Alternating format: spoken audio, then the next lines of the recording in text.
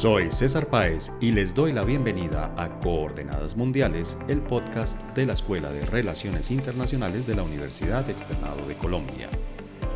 En un hecho que tomó por sorpresa a todo el mundo, Yoon Suk-yeol, presidente de Corea del Sur, anunció el 3 de diciembre de 2024 el establecimiento de la ley marcial en su país, uno de los más prósperos y con una democracia que hasta ese momento era considerada una de las más sólidas del mundo. Como lo podemos ver todos los días a nuestro alrededor, las empresas coreanas son exitosas en todo el mundo y hacen parte hoy en día de la vanguardia en el desarrollo tecnológico. Corea del Sur se ha convertido en uno de los casos ejemplares de desarrollo económico acelerado, pasando en un lapso relativamente corto de ser un país pobre a uno de los más ricos del mundo. Actualmente es la 13ª economía más grande del planeta. Pero la prosperidad económica es tan solo una de las múltiples caras que tiene ese país. Las muy tensionantes relaciones con Corea del Norte, oficialmente República Popular Democrática de Corea, marcan buena parte de la vida política nacional e internacional de Corea del Sur. Estos dos países fueron uno solo hasta 1948, cuando se formalizó su secesión. En 1950, la invasión de Corea del Norte a la del Sur fue el inicio de una guerra fratricida que en el marco de la Guerra Fría se convirtió en un conflicto de alcance internacional. Vale la pena recordar que Colombia fue el único país latinoamericano que envió tropas terrestres a luchar en ese conflicto internacional. El Batallón Colombia, compuesto por soldados del Ejército Nacional de nuestro país, luchó bajo el mando de las Naciones Unidas. Aunque la guerra nunca terminó formalmente, en 1953 se firmó un armisticio. Desde entonces, la posibilidad de una reactivación del conflicto militar es latente y la tensión entre los dos países se ha alimentado de la presencia militar de Estados Unidos en Corea del Sur y del desarrollo de armas nucleares por Corea del Norte. Pero la complejidad de las relaciones internacionales de Corea del Sur va mucho más allá de sus relaciones con Corea del Norte. China es el mayor socio comercial y de inversiones de Corea del Sur y viceversa. Como es lógico suponer, a pesar de esta fuerte relación económica, las relaciones políticas entre China y Corea del Sur están marcadas por la tensión que genera la influencia del primero en la región y las relaciones del segundo con Estados Unidos. Por si esto fuera poco, las relaciones de Corea del Sur con Japón, otra de las potencias regionales, se encuentra permanentemente en la tensión que genera el pasado, en el que Japón dominó a Corea como una colonia entre 1910 y 1945, y la coincidencia de intereses, entre ellos mantener los mutuamente convenientes lazos económicos y defenderse de un potencial ataque de Corea del Norte. Y en un mundo marcado por el resurgimiento del proteccionismo y el aislacionismo, Corea del Sur es uno de los actores más importantes en la cooperación internacional actual, gracias al éxito de su modelo de desarrollo económico, sus aportes a programas de diferente índole, su liderazgo en innovación y tecnología y su compromiso con el multilateralismo. Para entender la situación actual de Corea del Sur, sus relaciones con su hermana del norte, el delicado equilibrio que mantiene con China, Japón y Estados Unidos y su importancia en la cooperación internacional, nos acompañan desde Hanyang Ivonne Ramos de la Universidad de esa ciudad sudcoreana, Thaisa Viana desde Río de Janeiro y Mauricio Díaz desde San Pablo. Bueno, hoy tenemos un panel súper internacional que está desplegado literalmente por todo el planeta. Tenemos a Ivonne Ramos desde Ansan, en Corea del Sur. Hola Ivonne, ¿cómo estás? Hola César, ¿cómo estás? Hola Thaisa, hola Mauricio y a toda la audiencia. Bueno Ivonne, a nosotros en los doramas, creo que se llaman estas series coreanas, nos muestran una Corea muy agradable que la muestran normalmente en primavera, la muestran en verano, pero rara vez la muestran en invierno. Tú estás en pleno invierno ahora, me imagino. Estamos ya finalizando el invierno, aquí estamos a menos 4 grados centígrados. Ah, bueno. Lo que estamos muy bien. En este momento llegamos hasta menos 12, nos estamos congelando. Bueno, pero menos 4 está bien, creo yo, se soporta, se aguanta. Sobrevivir. Bien, y por otro lado, en otro lado del planeta, me siento como en una de estas series de los años 80, y en otra esquina del planeta tenemos a Thaisa. Thaisa, ¿lo estoy diciendo bien? Es con Z. Hola, gracias por la invitación, gracias. Sí, están congelando aquí en Río de Janeiro, estamos muy calientes, estamos perdiendo. Thaisa, yo vi... 45 la media de temperatura. 45. Eso es, creo que la expresión es Kenchi Jimais. Yeah. Muy bien. Y Mauricio está en Sao Paulo. ¿Qué tal está el clima en Sao Paulo? ¿Así extremo como en Río o más moderado? Por acá el clima está muy bueno. Bueno, muy bien. Creo que alrededor de 28 grados. Entonces estoy muy bien y muy contento de estar aquí hoy con ustedes. Bien, gracias. Entonces, obviamente gracias a Ivonne, a Thaisa y a Mauricio por aceptar esta invitación a participar en nuestro podcast, que hoy está dedicado a Corea del Sur. Entonces, la primera pregunta evidente, y está dedicado a Corea del Sur porque una publicación de nuestra facultad que se llama OASIS, Observatorio de Análisis de los Sistemas Internacionales, está dedicado precisamente el número 41 a ese país, a Corea del Sur. Entonces, la primera pregunta, Ivonne, digamos que es como la más evidente, es ¿por qué dedicarle un número de una revista, de un anuario de relaciones internacionales a Corea del Sur?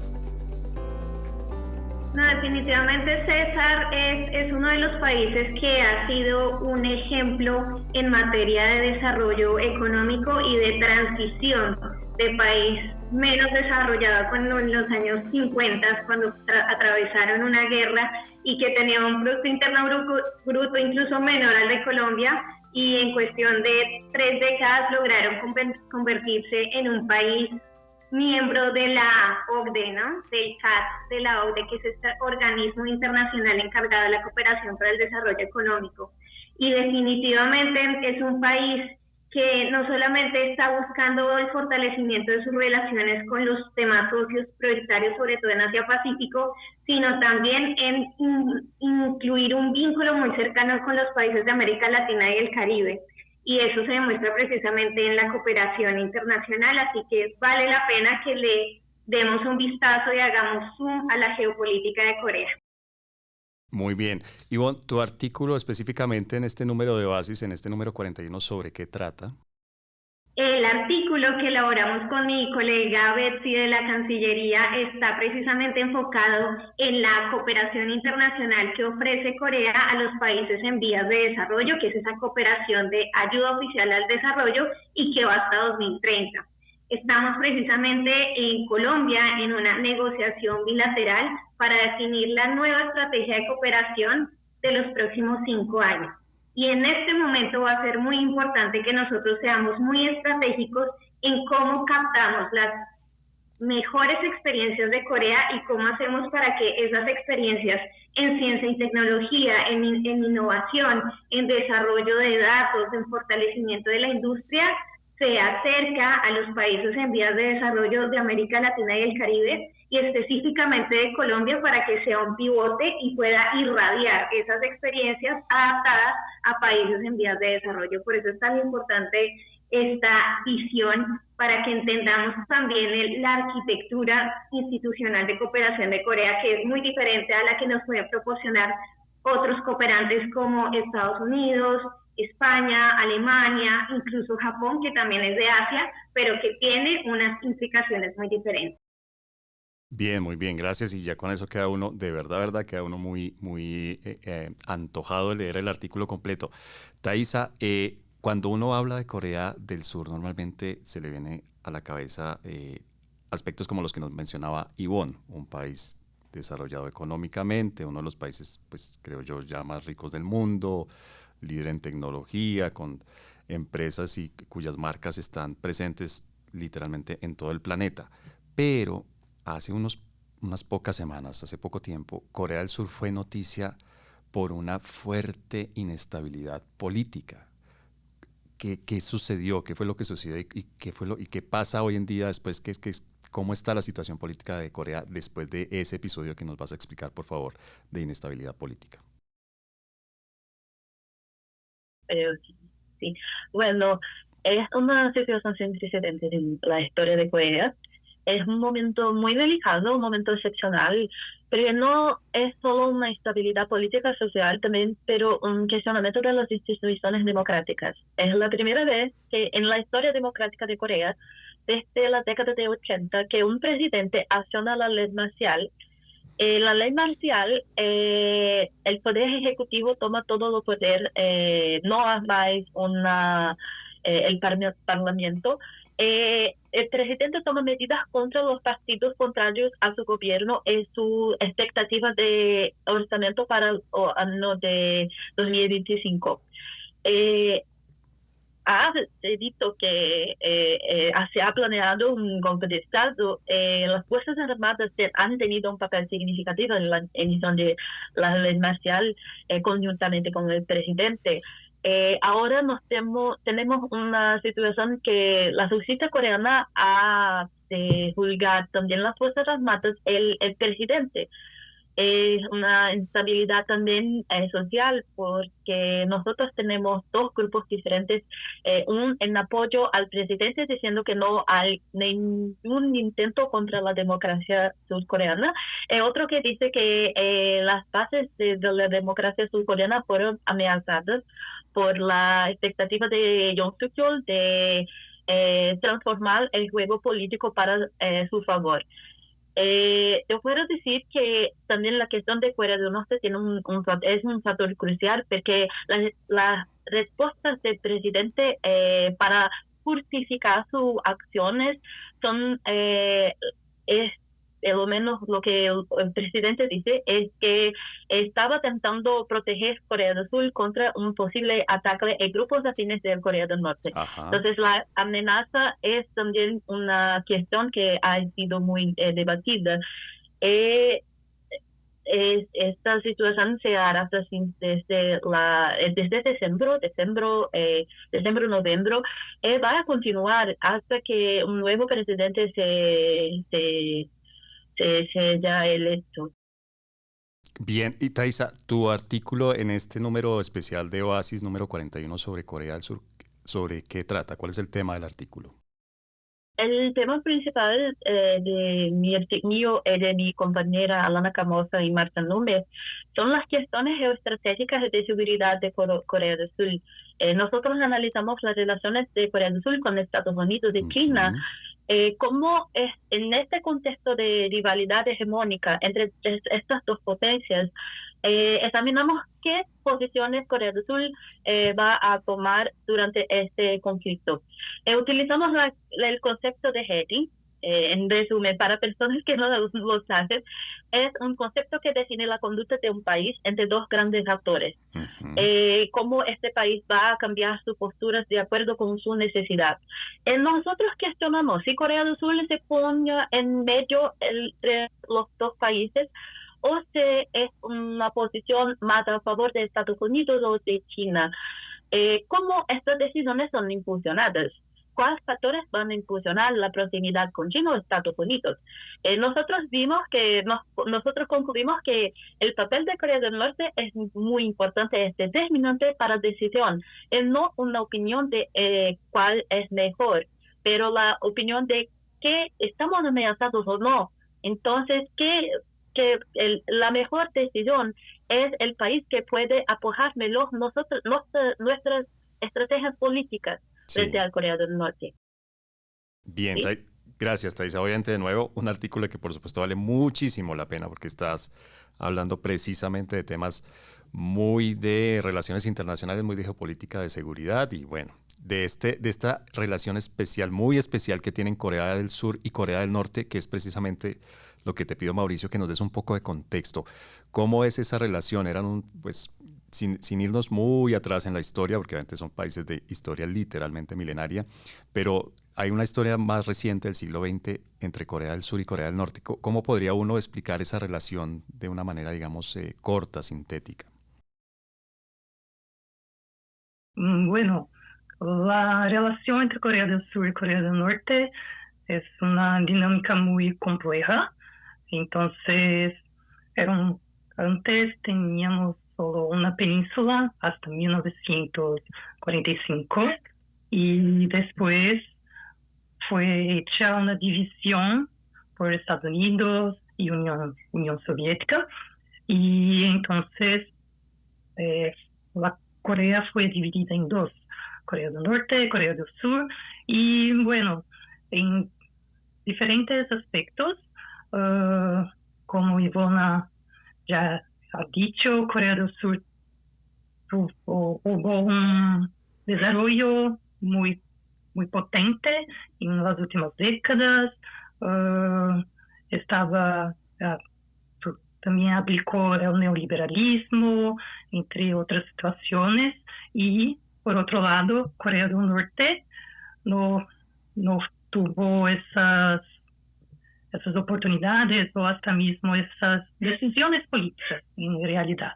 Entonces, Corea del Norte se quedó aislada geopolíticamente. Antes tendría China y Rusia como sus aliadas, pero después solo China. Entonces, hoy nosotros tenemos una diferenciación muy grande en cuestiones de desarrollo. Entonces, Corea del Sur como un país rico, que también tiene muchos desafíos sociales. Entonces, por ejemplo, la población más de edad tiene varios desafíos de seguridad social, pero en Corea del Norte tenemos un país cerrado para el internacional y que también por veces en las dinámicas geopolíticas de la región hace algunos movimientos militares que generan algunos distanciamientos y algunas otras situaciones más de tensión en la región. Bien, Mauricio, ¿y tu artículo dentro de este número de Oasis, cuál es? Y bueno, mi artículo se llama The Foreign Policy of South Korea Towards Japan, The Colonial Past, The Contemporary Dynamics of the Park Geun-hye, Moon Jae-in, and Yoon Suk-yeol Administration. Entonces, yo soy un investigador de las relaciones de Corea del Sur con Japón. Es en ese tema que yo tengo más conocimiento especialmente. Entonces, yo analicé cómo las administraciones de los 3 últimos presidentes han abordado la agenda colonial en la política exterior de Corea del Sur y cómo sus enfoques han afectado las relaciones bilaterales con Japón. Y bueno, yo considero eso muy importante, pues cada administración, entonces de Park Geun-hye, Moon Jae-in y Yoon Suk-yeol, ha administrado de maneras diferentes cómo la memoria colonial se va a estar presente en la política exterior y cómo esto ha derivado en periodos de tensión o acercamiento con Japón. Entonces, con importantes implicaciones diplomáticas, económicas y sociales. Y con eso, yo defiendo también que cuando hablamos de Corea del Sur y Japón, en una relación entre los dos países, Sí. el pasado colonial y sus heridas nunca sanadas siempre están presentes. Ivonne, sobre este último aspecto yo quiero aprovechar que tú estás allá y que obviamente estás en un contacto directo con los coreanos y obviamente estás viviendo, no solamente en Corea, sino estás viviendo a Corea. ¿Cómo se siente esa relación con Japón? Que yo creo que es un aspecto que es bien particular, como lo explicaba Mauricio. cómo se siente esa relación con Corea, de Corea del Sur con Japón, y cómo se siente la relación con Corea del Norte, digamos, en una, ¿cómo decirlo?, en un sentido menos político, pero más de la vida cotidiana. Uy, varias cosas para decir. Primero, cuando hablaba Thaisa sobre la situación de la tensión política, aquí se sintió muchísimo la ley marcial y sobre todo para nosotros los extranjeros viviendo en Corea. Nosotros esa noche no dormimos y básicamente estábamos esperando algunas notificaciones de nuestras embajadas para mirar si teníamos que quizás devolvernos a nuestros países y teníamos que controlar mucho también el tema de las comunicaciones internas, ¿no? Por otro lado, el tema con Japón, yo veo que la población coreana ha superado, digamos, esas situaciones ancestrales del dominio y la colonización japonesa. No se siente una tensión entre las personas del común cuando ven a personas de Japón o incluso de China. Ellas son muy amigables en su trato. Y el tema de la reunificación sí es un tema muy delicado. La reunificación con Corea del Norte es un tema que prefieren no tocar. Incluso cuando yo hice mi máster en Corea del Sur también hace unos años atrás, y preguntábamos en estas clases de International Security cómo era la relación entre los coreanos de a pie, ¿no? Cómo sentían, porque son sus familias, muchas familias. Esto ocurrió hace muy poco, en 1950, o sea, nosotros tenemos familiares de coreanos que aún están en Corea del Norte y que tienen linaje allí. Pero la sociedad coreana como tal no es una sociedad que esté muy dispuesta a la reunificación, porque eso implicaría un impacto directo a su situación económica, cosa que ellos no están dispuestos, digamos, a sacrificar. Ajá. Ese nivel de desarrollo y esas comodidades que les daría abrir sus puertas. Pero pues también obviamente yo creo que Mauricio y Thaisa lo han analizado, ¿no? Tenemos unos vecinos en la región de Asia-Pacífico que tampoco permitirían esa reunificación, sino que conviene más tener a una Corea del Norte allí y que obviamente el vecino de China y Rusia estén allí en este triángulo para evitar que Estados Unidos, a través de una expansión hacia Corea, es decir, por la expansión de Corea del Sur hacia Corea del Norte, implique también una expansión de bases militares de Estados Unidos que estén mucho más cerca de Rusia o de China. Entonces, por esa razón, no solamente no es un tema que depende exclusivamente de la política exterior de Corea, sino también, obviamente, de la geopolítica global y, por supuesto, de las posiciones de Estados Unidos, que sí. Por eso va a ser muy clave las determinaciones que tenga Trump hacia el relacionamiento. Ya estamos viendo lo que está haciendo con Rusia y su reacción frente a Ucrania. Vamos a ver cómo sería su nuevo relacionamiento con Corea del Sur y con China. Bien, Thaisa, yo veía que tú reaccionabas, vemos aquí además, porque ahora tenemos versión en video. Las personas que nos estén escuchando, permítanme describirle, mientras Ivonne hablaba, Thaisa asentía, le daba la razón, digamos, con la gesticulación a Ivonne. ¿Es cierto eso? Digamos, no hay un interés de ninguno de China, de Estados Unidos, para que haya una reunificación. Yo comparto de la misma opinión que Ivonne. Es muy difícil de pensar en una reunificación, aunque los dos países tienen un sentimiento nacionalista de una única nación, que Corea del Norte puede ser un hermano que no está muy bien, pero pensando en las potencias acerca de Corea del Sur, es muy difícil, porque la reunificación va a ofrecer más espacio para Estados Unidos participar de la península coreana, que no es bueno para Corea del Norte. La reunificación podría ofrecer más espacio para Rusia y China en el lado norte, que no es tan bueno para Corea del Sur, que va a buscar un espacio de independencia en la región, no solamente una independencia más de Estados Unidos, aunque tenía muchas relaciones de seguridad, relaciones de cooperación militar. Pero es interesante que la reunificación, la cuestión del sacrificio es muy importante, aunque es interesante también que la perspectiva de no reunificación también no significa que hay exista un conflicto en el futuro, porque el mismo sentimiento que no va a llevar los dos países a una reunificación también va a impedir o por lo menos postergar la posibilidad de una guerra. Es una cuestión muy, muy delicada entre los coreanos, porque el sentimiento, pero el estudio de historia en las escuelas, el estudio de la historia coreana, es que la sociedad de la nación coreana continúa siendo la misma. Son la misma unidad nacional, pero con características diferentes, que Corea del Sur va a ver Corea del Norte como un hermano que no es, tiene las mismas condiciones, pero no un enemigo o un rival.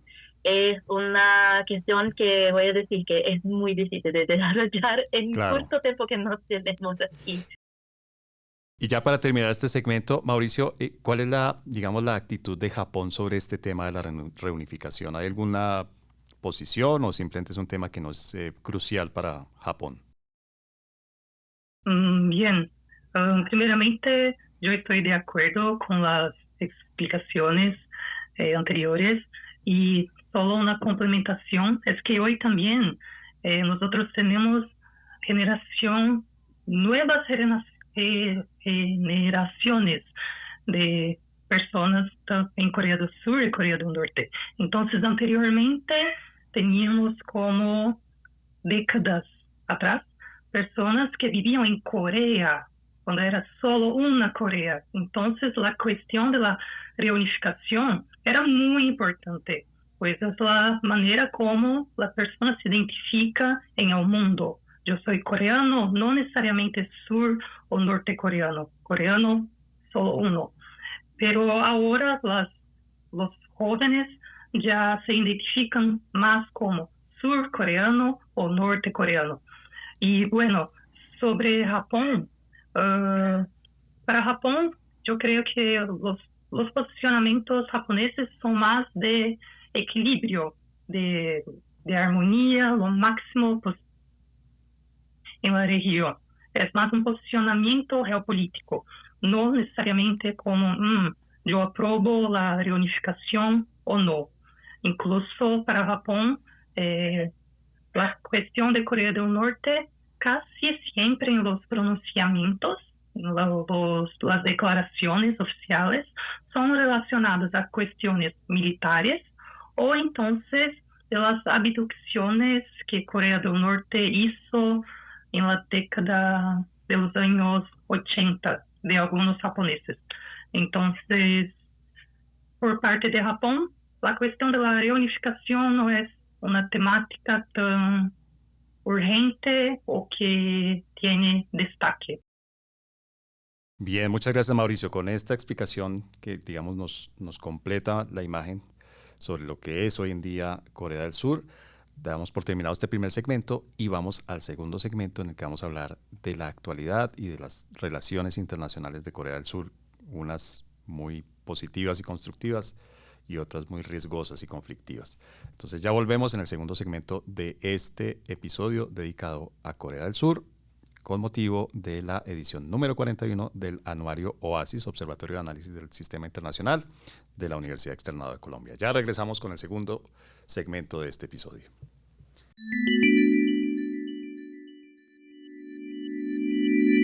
En el primer segmento hicimos una contextualización de la situación actual de Corea, también nos explicaban Ivonne, Thaisa y Mauricio en qué consistían los artículos que escribieron para OASIS, el número 41 dedicado a Corea del Sur. En este segundo segmento hablemos un poco de la actualidad y sobre todo de las relaciones que tiene establecida Corea del Sur.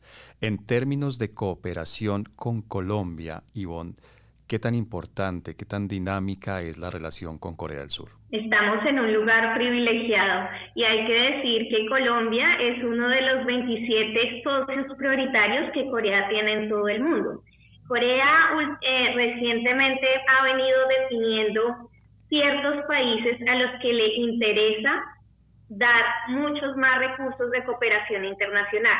Y de forma reciente, por ejemplo, ha agregado a Ucrania, Uzbekistán, Azerbaiyán, y por otro lado ha agregado países como Perú, Bolivia. Colombia fue el primer país en América Latina que se convirtió en socio prioritario, y en este sentido, este título de socio prioritario significa que tiene acceso a mayores recursos de cooperación, pero eso no significa solamente acceso a oportunidades de cooperación, sino también a un mayor relacionamiento diplomático, diversificación temática de la cooperación y, por supuesto, aprovechamiento de, por ejemplo, cooperación académica, más becas para Colombia y para colombianos que desean estudiar en el exterior, mayores ventajas comparativas en términos de comercio exterior. Digamos, Colombia también fue el primer tratado de comercial que hizo Colombia con un país de Asia-Pacífico, lo hizo precisamente con Corea del Sur. Todo esto porque el Batallón Colombia apoyó en 1951 la guerra de Corea del Sur. Entonces vemos que esta trayectoria histórica es algo que Corea del Sur siempre tiene presente. Y en este sentido, la idea de una nueva estrategia de cooperación internacional se enfoque precisamente en las áreas temáticas que domina Corea, pero también que pueden ser muy importantes para Colombia para su propio crecimiento y desarrollo económico y progreso industrial. Bien, y ahora, Thaisa, con este nuevo gobierno de Donald Trump, este segundo gobierno de Donald Trump en Estados Unidos, ¿cambia en algo la dinámica de la relación entre Estados Unidos y Corea del Sur? Y por supuesto, Corea del Sur, por estar en la ubicación geográfica en la que está obviamente, es muy importante en términos de seguridad para Estados Unidos y su relación con China. ¿Ha habido algún cambio o es una relación que se mantiene más o menos invariable? Tenemos un cambio, es una situación también diferente del primer gobierno de Trump. La relación establecida con Estados Unidos de Corea es muy profunda, es antigua.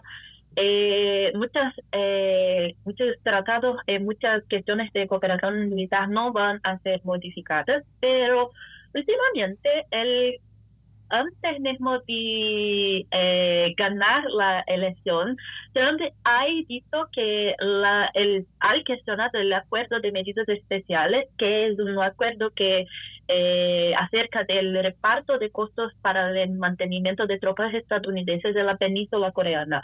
Él ha dicho que fue renegociado anticipadamente. Ha concluido que Corea del Sur está pagando solamente $1 millón. Era supuesto que ellos estarían pagando $10 millones. Hay también una necesidad de Trump de renegociar por su objetivo de pensar una política de seguridad menos costosa. Ellos tenían dicho que el beneficio que Estados Unidos ofrecen para Corea del Sur es mayor que el pagamiento de las manutenciones de costos en estas bases. Claro, Trump parece más preocupado, o por lo menos ha pensado mucho más en las cuestiones financieras que en balanceamiento de influencia con China en las relaciones de seguridad en Asia-Pacífico. Entonces, al escenario futuro que Corea del Sur se ve obligada a negociar el acuerdo, proponiendo más participación en los costos, también una posibilidad que tenía una reducción de las bases militares de Estados Unidos en la región por aumento de costos. Claro, esta compensación, esta medida exigirá una compensación a cambio que probablemente sería la renegociación de acuerdo de cooperación militar entre Estados Unidos y Corea del Sur. Para Corea del Sur, lo que tener los derechos de enriquecimiento y reprocesamiento de uranio. Hablando un poco más de Corea del Norte, ahora la situación que muchos han pensado que no va a hacer muchas cosas porque Trump está muy ocupado con Ucrania. Ha de decir que sí hay una relación que voy a decir una confianza entre Trump y Kim Jong-un, pero últimamente el gobierno de Kim Jong-un ha dicho que tenía una expansión ilimitada de su programa nuclear, una gran instalación de producción de armas nucleares, un nuevo y más grande misil balístico intercontinental. Aunque Kim Jong-un no va a utilizar estas armas ahora, el Trump parece creer que ya tenía una buena relación con Kim y así puede tomarse su tiempo para solucionar las cuestiones de la península, incluso reducir las bases para reducir los costos de Estados Unidos. Es posible que Corea del Norte la ponga a prueba temprano esta situación de calmaría. No sabemos si Trump será menos o más tolerante al riesgo de la península coreana, que ha aumentado en los últimos meses, específicamente el gobierno de Yoon Suk-yeol. Pero es una cuestión abierta y bastante preocupante. No sabemos lo que Trump ha de hacer ahora. Mauricio, hace poco precisamente sobre esta relación bien compleja que nos explicaba Thaisa, hace poco Estados Unidos realizó una reunión en la que estaba Corea del Sur y estaba Japón. ¿Por qué estaba Japón allí? Es decir, ¿cuál es la importancia hoy en día de Japón en la relación entre Estados Unidos, Corea, China? ¿Qué tan importante es Japón como actor en esa relación? Bien, cuando pensamos sobre la región asiática, nosotros nos recordamos mucho de China, pero también tenemos que recordar de Japón, que es una potencia económica muy influyente hoy en día. Y bueno, Japón es, yo creo que una de las maneras que Japón es importante en la relación entre Corea del Sur y Estados Unidos, China, es por intermedio de la cooperación trilateral entre Corea del Sur, Estados Unidos y Japón, que es una cooperación influenciada no solo por los intereses geopolíticos, que necesitan estar mínimamente alineados entre estos líderes, sino también por las relaciones diplomáticas, geopolíticas y todo más. Y bueno, en los últimos 2 encuentros trilaterales, con Joe Biden promoviendo una política exterior multilateral, Corea del Sur estuvo bajo la diplomacia de Yoon Suk-yeol hacia Japón. Y con eso, una diplomacia sumisa a Japón y con fuerte alineamiento con Estados Unidos, no hubo obstáculos para el fortalecimiento de la cooperación trilateral en materia de seguridad, de defensa, y al mismo tiempo, con esa diplomacia de Yoon hacia Japón, un incremento de los cambios económicos entre los países. Pero, y ahora, lo que tenemos en el presente. Y con eso yo creo que es interesante esa reflexión para comprendernos la importancia de la relación entre Corea del Sur y Japón. Uh-huh. Pero lo que tenemos en el presente es una administración de Trump que probablemente va a reducir la importancia de esta cooperación y que, aunque podría encontrar atractivo el modo de que estas alianzas contribuyen a contener a China, pero la continuidad de esa cooperación trilateral dependerá del beneficio y del costo geopolítico que represente para los involucrados.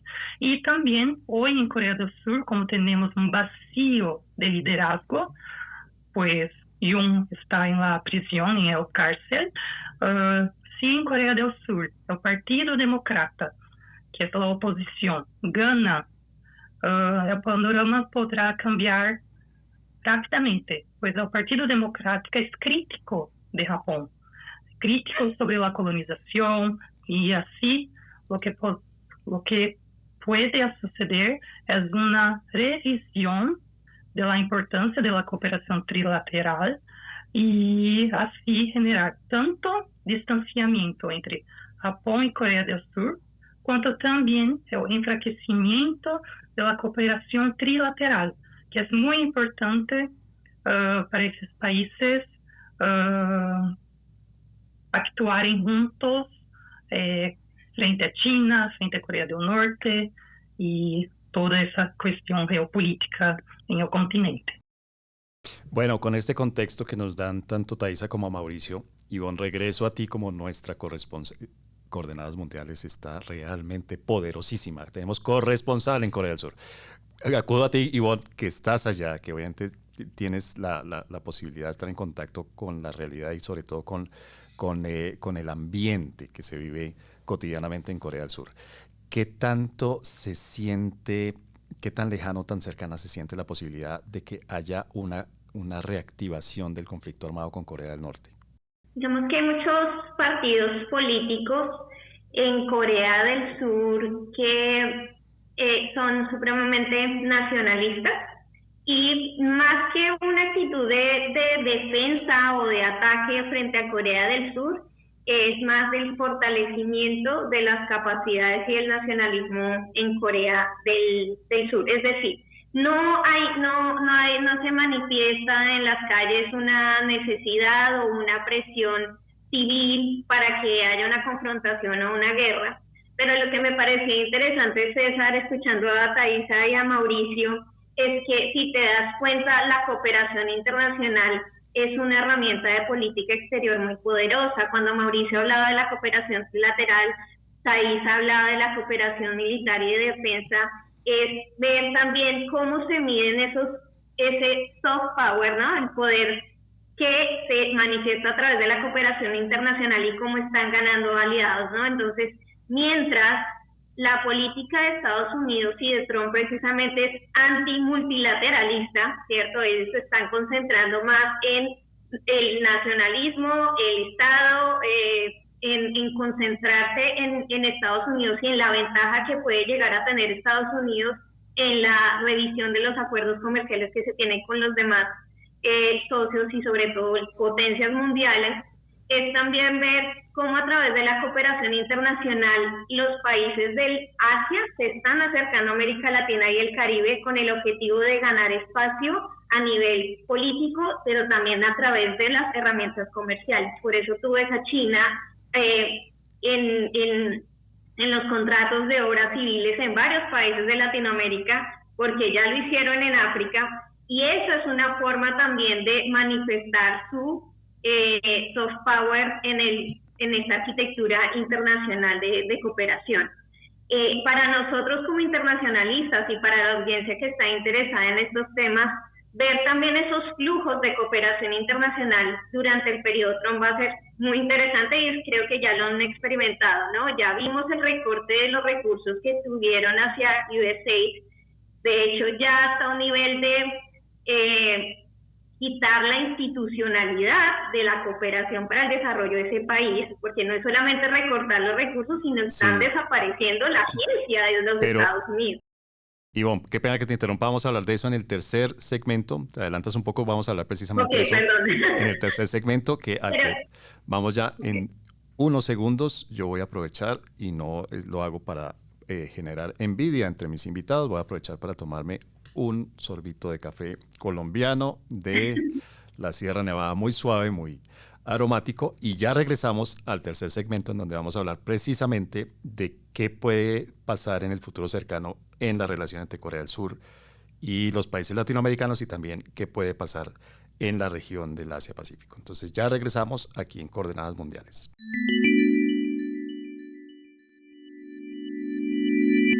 Ivonne, en el final del segundo segmento, tú te adelantabas un poco al tema a uno de los temas que vamos a tratar en este tercer y último segmento del episodio de hoy, y es qué consecuencias puede generar, por ejemplo, en el espacio de la cooperación internacional, el hecho de que Estados Unidos haya por ahora suspendido de manera radical el funcionamiento de su agencia de cooperación USAID.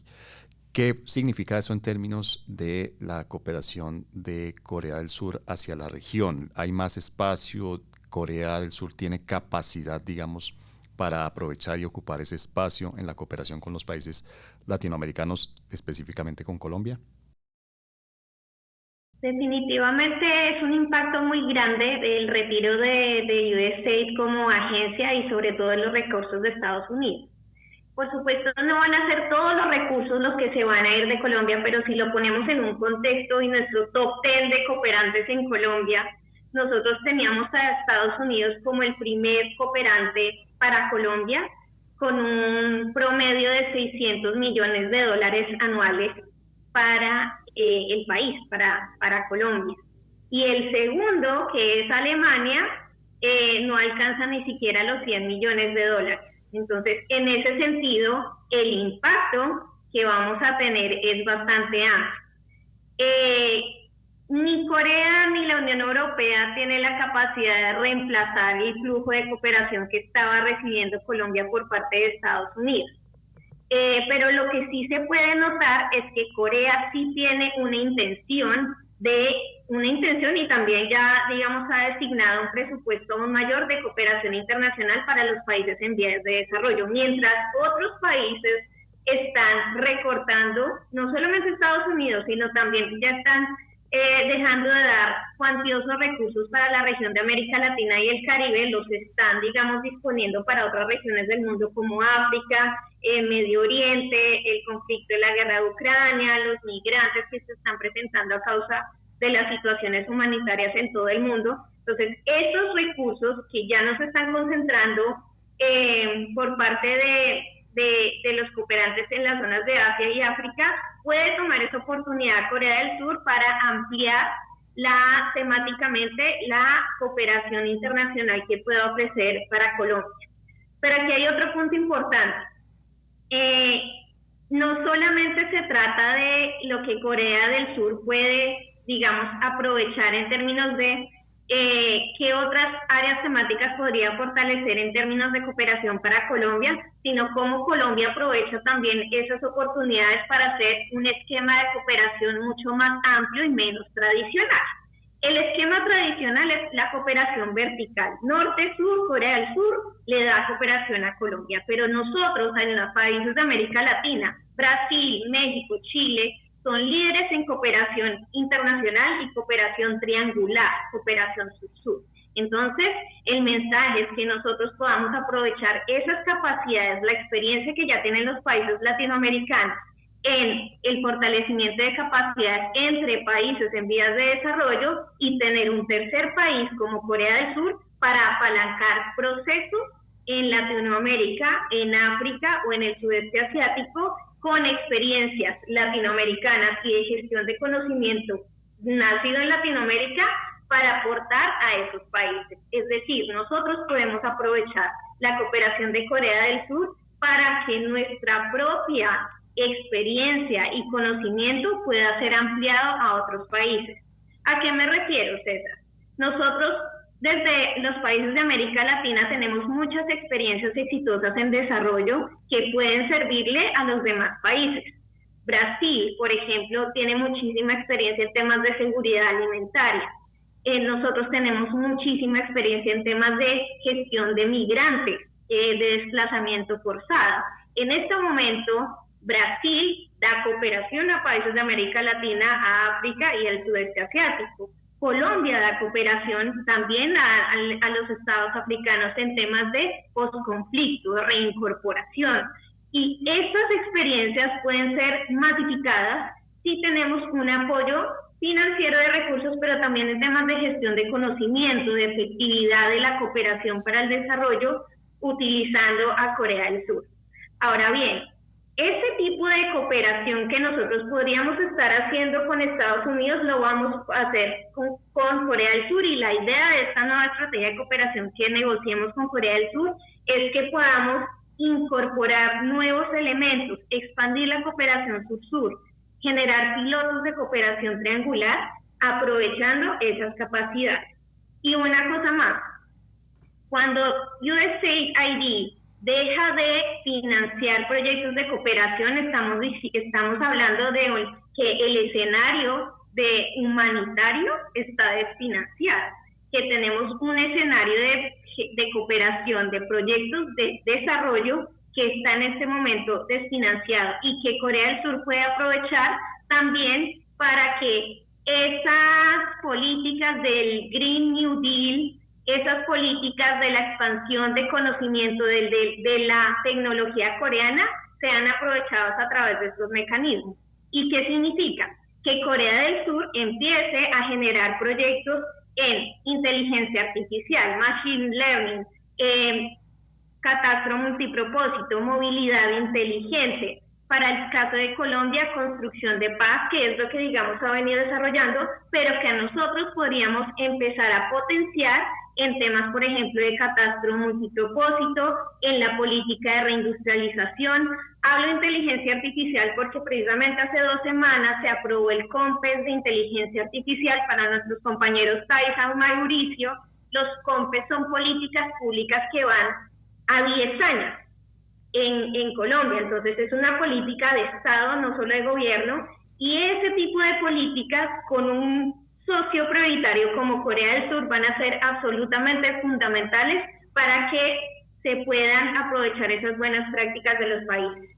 Y finalmente, César, decir que en este momento, si nosotros estamos dejando de percibir cooperación por parte de Estados Unidos, tenemos una cooperación proyectada para Colombia en más o menos 128 millones de dólares entre el 2025 y el 2027 para Colombia en temas de desarrollo rural, industria, movilidad inteligente y, por supuesto, ambiente y adaptación al cambio climático.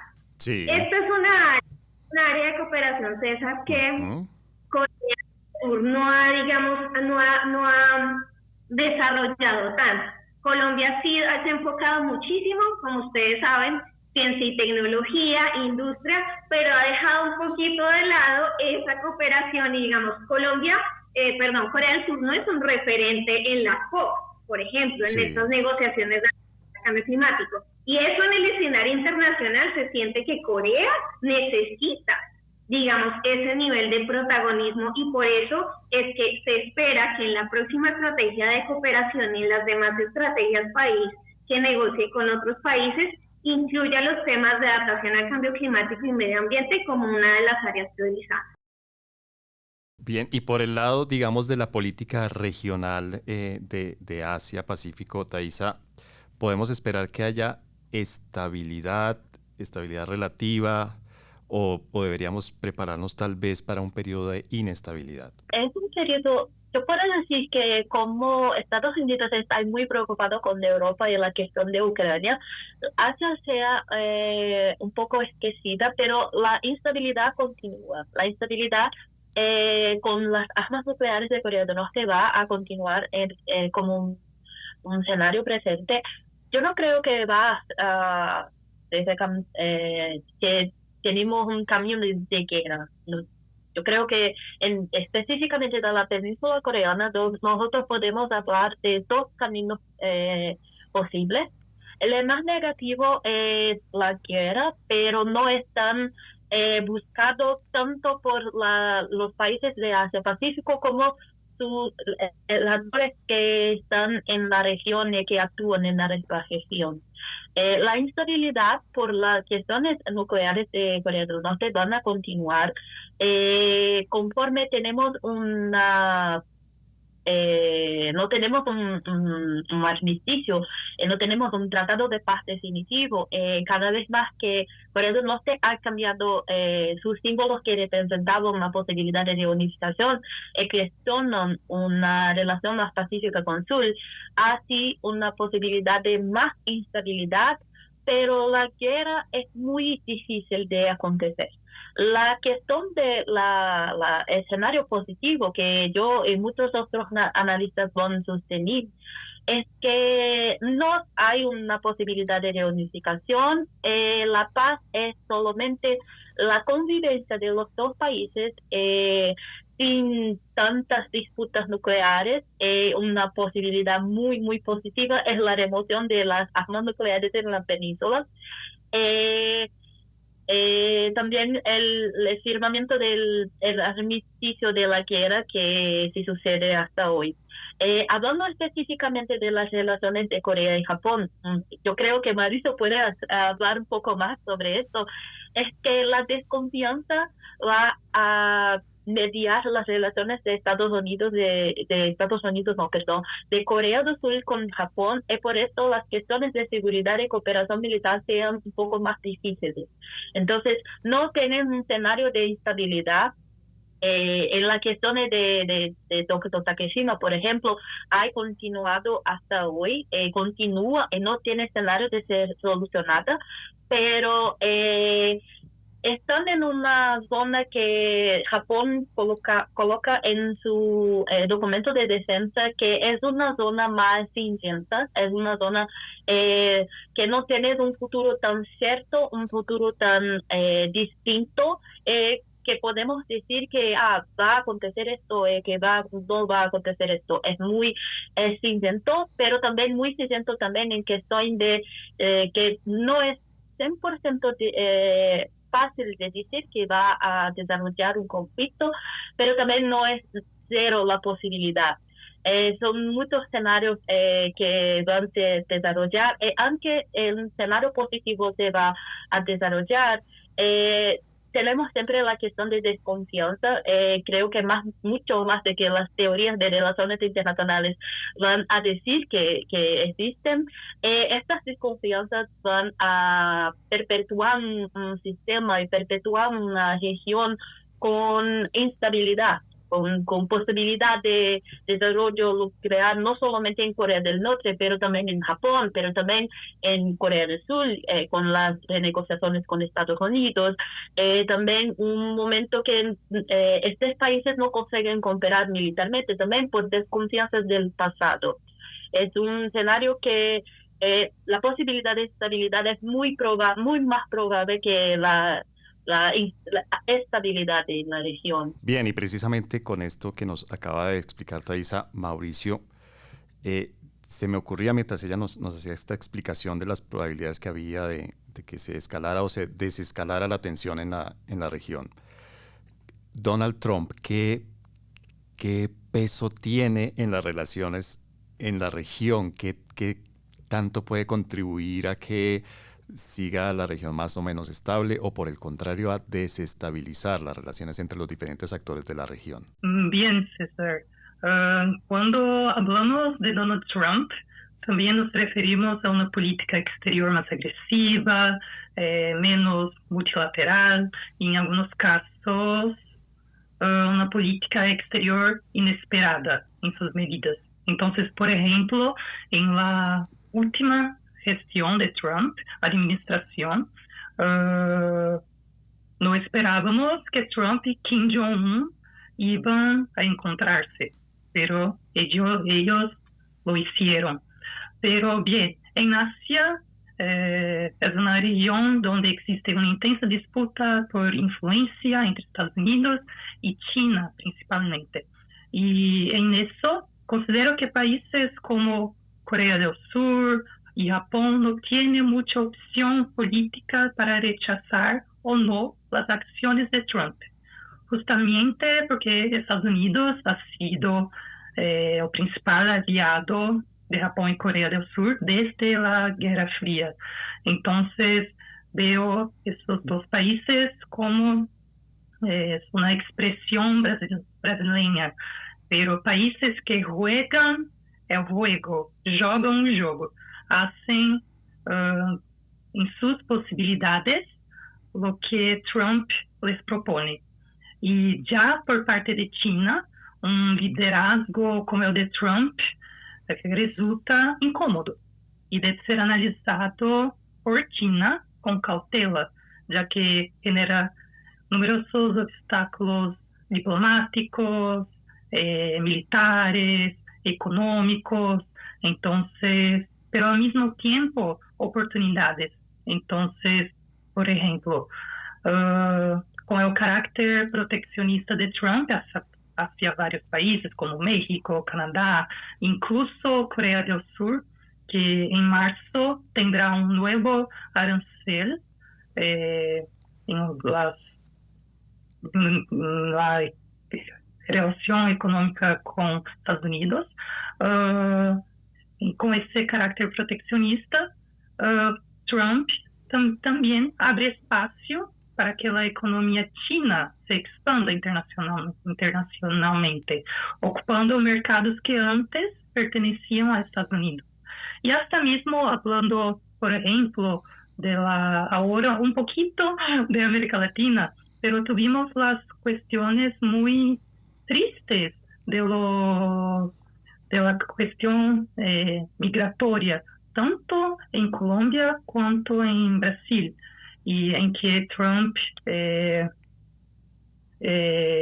nos envió nuestros nacionales de maneras muy malas, y con eso también se crea un distanciamiento entre los países. Y esto también es una oportunidad, en este caso diplomática, para China.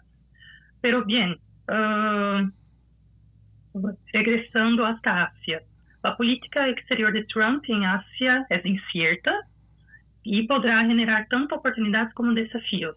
En este contexto, yo considero que China, Corea del Sur, Japón deberán evaluar dentro de sus capacidades hasta qué punto sus estrategias de actuación van a tener resultados beneficiosos para sus intereses nacionales o no, considerando también las respuestas que Donald Trump podrá dar en las acciones de China, Corea del Sur y Japón en la región.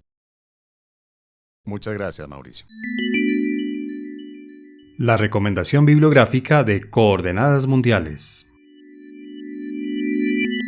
Ivonne, tú que estás en Corea del Sur, allá presente, ¿qué podrías recomendarle a la gente que quiere tener más información sobre la situación actual de Corea del Sur, sobre las posibilidades que ofrece, sobre sus relaciones internacionales, políticas, económicas?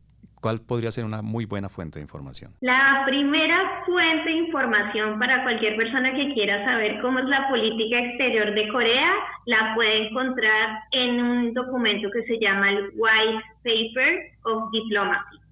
Este es un documento oficial que expide el gobierno y ahí tú encuentras, César, no solamente cuál es el enfoque y la orientación temática de la cooperación internacional que va a ofrecer Corea, sino también cuál va a ser el porcentaje con respecto a sus modalidades de cooperación. Cuánto se va a ir, cuánto peso va para lo bilateral, es decir, de país a país, y cuánto se va para lo multilateral, cooperación que se va a través de las agencias de Naciones Unidas, banca multilateral. Y aquí es importante, César, distinguir que Corea como cooperante le encanta trabajar directamente con los gobiernos. Y eso es una ventaja muy grande porque significa que trabaja directamente con los planes nacionales de desarrollo de los países y negocia directamente con las autoridades gubernamentales cada una de las estrategias y de los proyectos de cooperación en específico. Entonces, White Paper of Diplomacy, que sería el documento de política exterior de Corea, y por supuesto nuestro artículo que es cómo va a ser la cooperación de Corea al año 2030, donde van a encontrar la arquitectura de cooperación, los flujos de cooperación de Corea para Colombia y los países de América Latina y el Caribe, África y Asia, y finalmente cuáles son las áreas temáticas y los proyectos definidos a 2027 que van a ser de interés para toda la comunidad. Gracias, Ivonne. ¿Y tu recomendación, Thaisa? Yo tengo dos recomendaciones también. Claro, mi artículo en la revista, pero la primera recomendación es para personas que disfrutan de una literatura más romántica, es una literatura realista, es un libro de Min Jin Lee, Pachinko, que es una adaptación, también tiene una adaptación televisiva, creo que hablan de una historia fascinante. Tienes la historia coreana a través de una chica y su familia desde el siglo XVIII hasta la década de 80. Es muy interesante porque tienes muchos datos históricos. Puedes ver cómo una persona común de Corea tiene vivido en las décadas. Mi segunda recomendación es para personas que prefieren un libro más de investigación, para artículos, para investigación en general. Es un libro de Víctor Cha, Ramón Pacheco Pardo, que es Corea del Sur, una nueva historia del sur y del norte. Yo utilizo en el artículo de la revista, es no solamente la historia de la península, pero es interesante que los escritores van a hacer una reflexión acerca de las relaciones de Corea con sus vecinos y con otros actores de la región. Es muy interesante también porque podemos observar la historia de estas relaciones, de cómo han influenciado el presente. Dos recomendaciones que creo que mucha gente va a disfrutar bastante. Y Mauricio, ¿cuál sería tu recomendación? Primeramente, Pachinko, que es una de las recomendaciones de Thaisa, es uno de mis libros favoritos de mi vida. Es muy increíble. Y yo tengo dos recomendaciones. La primera es leer todos los artículos de la revista Oasis, la nueva edición, que hay muchas temáticas increíbles. Y mi segunda recomendación es un documental corto de 30 minutos llamado My Wish, Mi Deseo en español. Y en My Wish es un documental que cuenta la historia de Kim Hak-sun, que fue una sobreviviente del sistema de esclavización sexual militar japonesa que Japón hizo durante la colonización en Corea y también en otras regiones de Asia. Y ese documental habla sobre el testimonio de Kim Hak-sun en 1991 y cómo este testimonio inspiró todo un movimiento transnacional que exige hasta hoy reparaciones y disculpas japonesas. Al mismo tiempo que en una visión más contemporánea hace diferentes entrevistas con la población surcoreana sobre ese tema en 2016 y presenta así el movimiento de manera contemporánea. Entonces yo creo que para las personas que quieren comprender un poco más también sobre la relación de las heridas coloniales hasta en la relación entre Japón y Corea del Sur, My Wish es muy bueno. Gracias, Mauricio.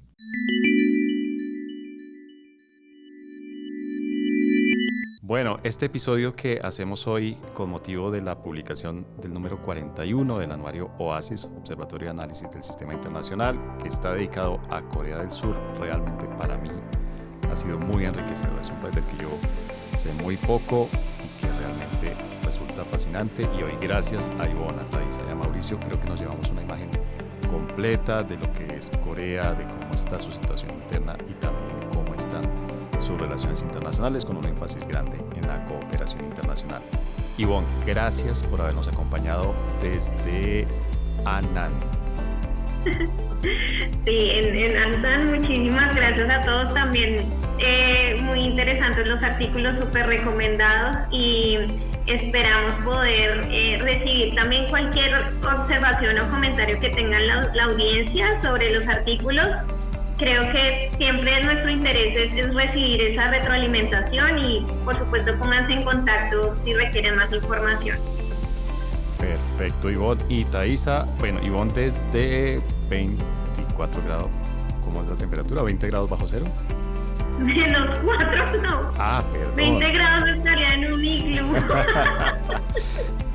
Bien, -4 grados bajo cero, nos vamos ahora a 45 grados sobre cero en Río de Janeiro. Thaisa, muchas gracias por acompañarnos. Muchas gracias, profesor César, por la invitación. Muchas gracias, profesor Rafael, por la invitación también. Creo que muchas personas van a disfrutar el podcast. Yo me gustó mucho del podcast y de las discusiones. Cualquier duda, creo que las personas van a comentar también sobre el episodio. Los artículos están maravillosos. Gracias, muchas gracias. Bueno, y a ti, Mauricio, que con una temperatura mucho más cómoda, 28 grados centígrados en Sao Paulo, muchas gracias por habernos acompañado. Muchas gracias, César, Rafael, Ivonne, Taisa, y fue un gusto. Muchas gracias por la oportunidad. Por supuesto, también muchas gracias a Rafael Piñeros, nuestro productor, que como ya nos tiene acostumbrados episodio tras episodio, hoy tuvo para nosotros 3 invitados de primer nivel. Muchas gracias también a nuestra monitora de Relaciones Internacionales, Lorena Caicedo, y a nuestro técnico de grabación y edición, Daniel Miranda, y por supuesto a todas las personas que siguen Coordenadas Mundiales para tener elementos con los que se puedan hacer su opinión, su visión de lo que sucede en el mundo. Muchas gracias.